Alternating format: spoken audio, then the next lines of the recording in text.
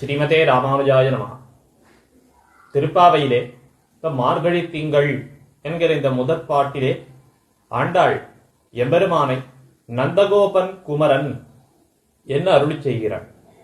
எம்பெருமானுடைய முதல் திருநாமமாக திருப்பாவையிலே அருளி செய்யப்பட்ட திருநாமம் இதுவாகும்.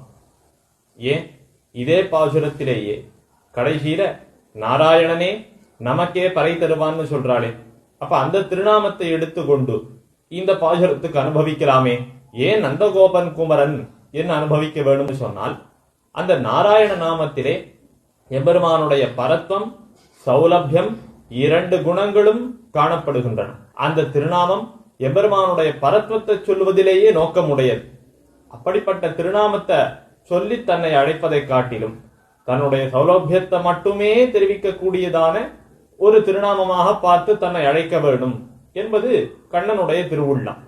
அப்படி பார்க்கிற போது நந்தகோபன் குமரன் மகனொருவர்க்கல்லாத மாமேனி மாயன் மகனாம் என்று பெயாழ்வார் 3ஆம் திருவந்தாதியில் அருளி செய்தாரே. என எம்பெருமானேதான் ஜெகத்காரண பூதன், எம்பெருமானேதான் சர்வ ரக்ஷகன். இப்படி இருக்கக்கூடிய எம்பெருமான் தன்னை உற்பத்தி பண்ணின ஒருவர் உண்டு, அவர்தான் தன்னை ரட்சிக்கிறார் என்பதாக இவ்வுலகத்துக்கு காட்டினானே ஸ்ரீ நந்தகோபரை.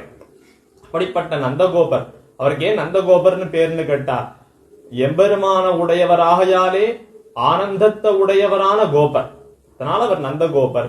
இப்படி இடக்கை வழக்கை அறியாத ஆயர்களிலே ஒருவரை தனக்கு திருத்தகப்பனாராகவும் அப்படி தன்னை ரட்சிக்க கூடியவராகவும் வைத்துக் கொண்டிருந்தானே எம்பெருமான், அவரிடத்திலே குமரன் என்று சொல்லும்படியாக அவருக்கு அடங்கினவனாக இருந்தானே.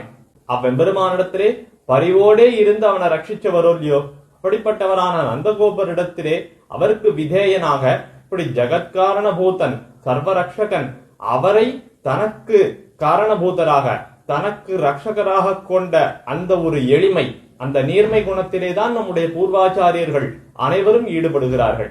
அப்படிப்பட்ட திருநாமத்தை முதலிலே முதற் பாசுரத்திலேயே ஆண்டாள் அருளி செய்து அவ்வெம்பெருமானுடைய எளிமையை நமக்கு காட்டிக் கொடுக்கிறாள். ஆண்டாள் திருவடிகளே சரணம்.